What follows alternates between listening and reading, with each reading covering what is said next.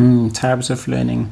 I think there's generally two types of learning. There is modular and connected learning.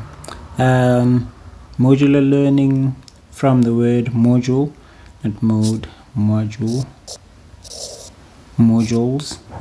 Yeah, so this one focuses mainly on memorization, I'd say. Memorization and other related techniques. And it's mainly you have just clumps of information here and there. I'll just put them in these boxes, and these boxes might not be connected. You don't know how to connect them.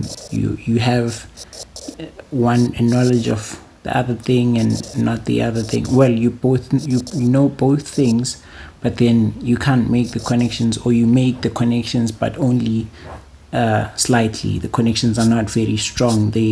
Your understanding of one thing does not lead you to understanding the next thing. So you don't fully, I'd say, understand any one of these boxes of information. And the thing with modular learning is it's very difficult to move on to the next subject when you only learned something in a modular way, because then you can't make the connections. And using the word connections, I'll obviously then segue to the connected learning. Connected learning is a much better technique, but then I'll explain later why both techniques are useful. Connected learning is like you have these nodes, I'd say, of information, and you build these are sort of like very basic or underlying principles that you've understood or that you've come to know. And some of them may be facts, and some of them may be just your way of conceptualizing information. And these nodes are connected. You understand one thing because of something else, and then when you learn something new, you add another node, and this node gets its base from the other nodes. It's connected. It's all connected. So once you know one of the things, you know this. Once you know this, then this leads automatically to the next thing, and the next thing, and the next thing. So you know everything now. It's like you understand the basic principles, and therefore you can apply them anywhere else. So this is a much better way of understanding things, connected learning. It's better because if you forget something, say here's the node you want to remember, here's the node you want to remember, this node right here is what you want to remember, but then you've forgotten what is happening here, you can always go back to the things you knew before and then work your way back to what you want to know now. It's a sort of derivation process.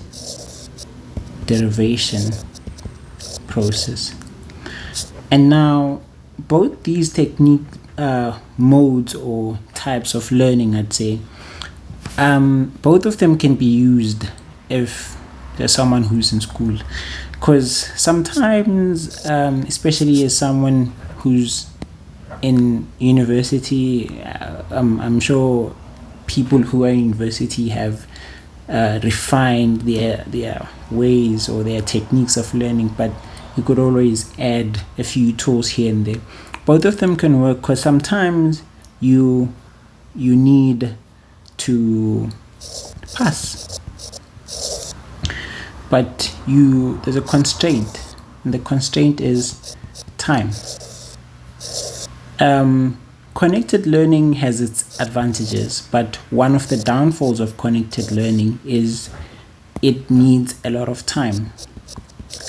You need to take time to understand what you are learning, understand those principles, and once you understand the principles, it becomes easier and easier as you go. But then sometimes you do not have the time, and sometimes it also needs resources. Connected learning needs time and resources, because sometimes you need someone to explain something to you differently, or you need a physical representation of what is being talked about. And that physical representation will help you understand whatever you're learning much, much better. So those are the constraints. And so in those, of course, it's always advisable to use connected learning, but then sometimes due to the aforementioned constraints, you could always use modular learning, and this is a sort of temporary solution until you fully understand what you are learning. And in this way, because now I was just talking about how to use them both. You can use connected learning when you have time and you have the resources, and it's always important to use connected learning as much as you can, because as I said, you tend to forget a lot of things when you use modular learning.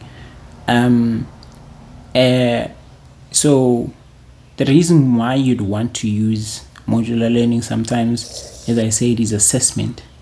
The assessments that we take in regular school or public or mass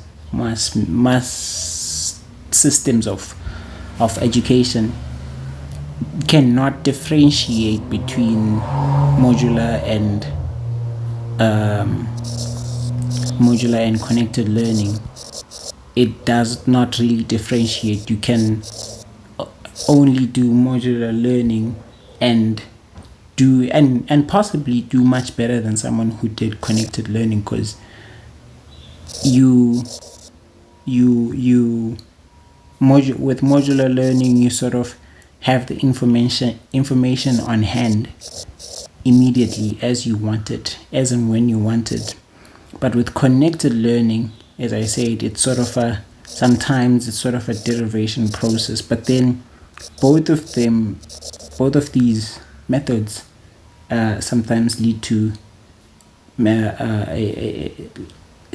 creation of long-term memory of whatever subject it is you want to focus on. These long-term memories then reduce the need for derivation all the time. But with modular learning, the information is always right there as and when you need it. So both these techniques work, and when used in conjunction, they work very, very well together. That is types of learning.